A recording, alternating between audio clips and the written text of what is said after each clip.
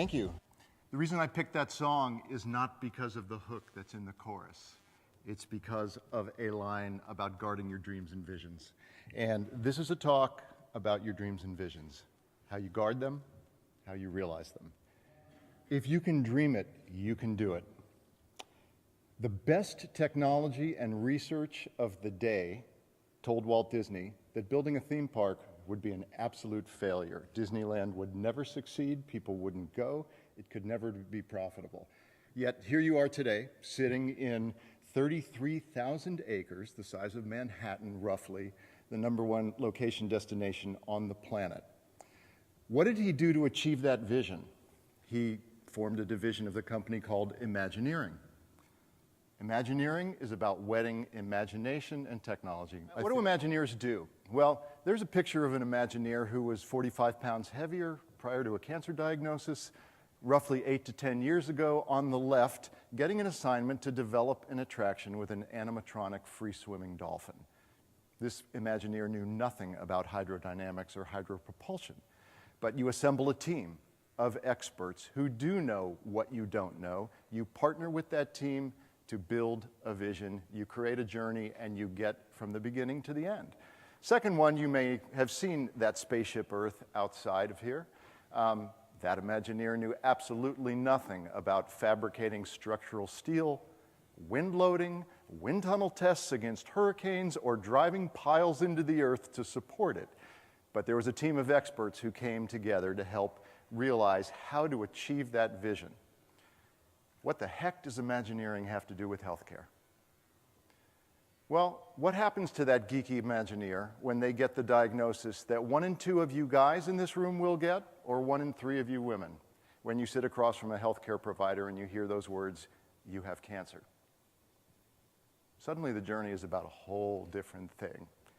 Your end goal is still pretty clear. You know what your dream and vision is. That's very clear. Your dream and vision is to live a long and healthy life and to get back to the place where you're thriving once again. That's clear. So what does a geeky Imagineer do after they get that diagnosis? Well, they build a wellness network for themselves first. And what does it do? Well, it chunks the whole journey up into different phases because you are completely overwhelmed with the idea of just that word. And as soon as you realize it's a journey like any other, it's got a diagnosis part, it's got a treatment part, it's got a healing part, it's got a well-being part. Suddenly, okay, just got to deal with the diagnosis now.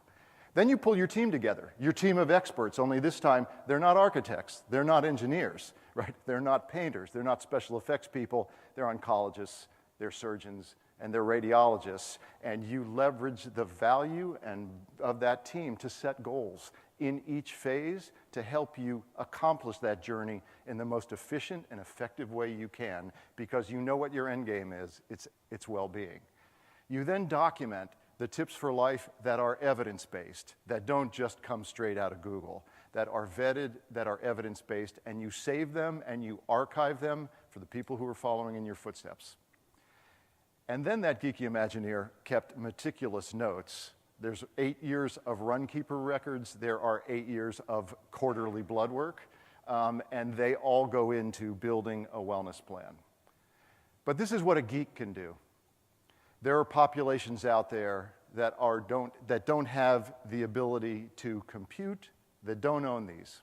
And they're some of the populations in greatest need, and sometimes, what does that population do? So this is a snapshot of a case study of a program called Bridge for Vets, where all of those patients have been homeless and on the street in the last 6 months.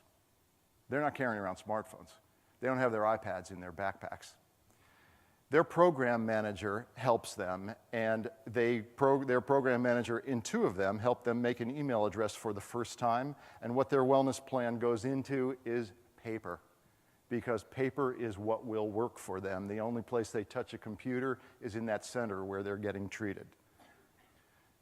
Another community in rural Georgia found, when their navigators were onboarding their patients, that 50% of their newly diagnosed onboarded breast cancer patients didn't have internet at home.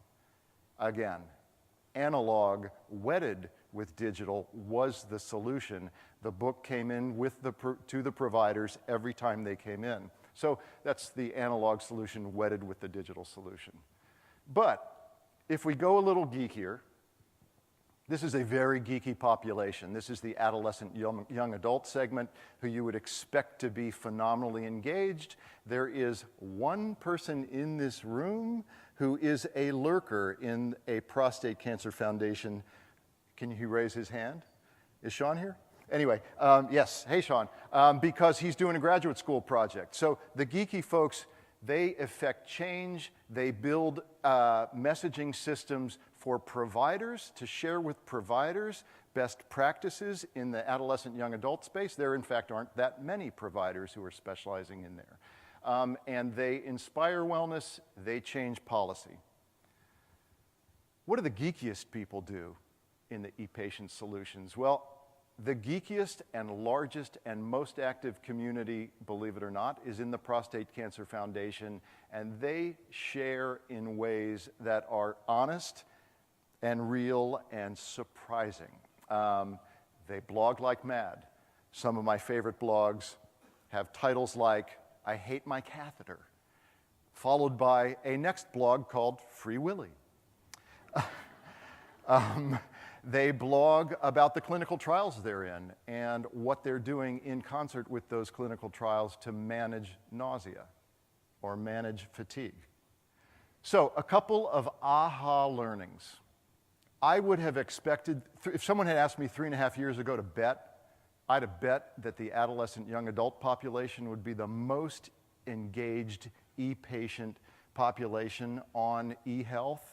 I'd have bet it because they grew up with Facebook, they grew up with social media, they had these devices, and I'd have lost money. It's 55 to 75-year-old men, even over their female counterparts. Long conversation, like Cliff, I've got a couple hours to kill after this. If anyone wants to engage in that, it's a good one to talk about. Another very interesting learning is around, we've heard a lot in this conference about big data.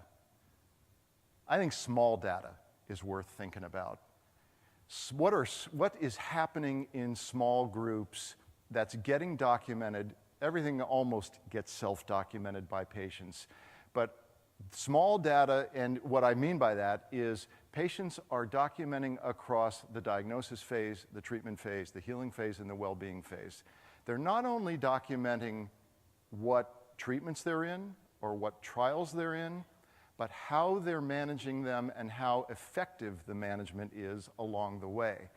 I think there is incredible value in small data kinds of case studies as there is in big data kinds of case studies. And I came in under my time by 57 seconds. Thank you.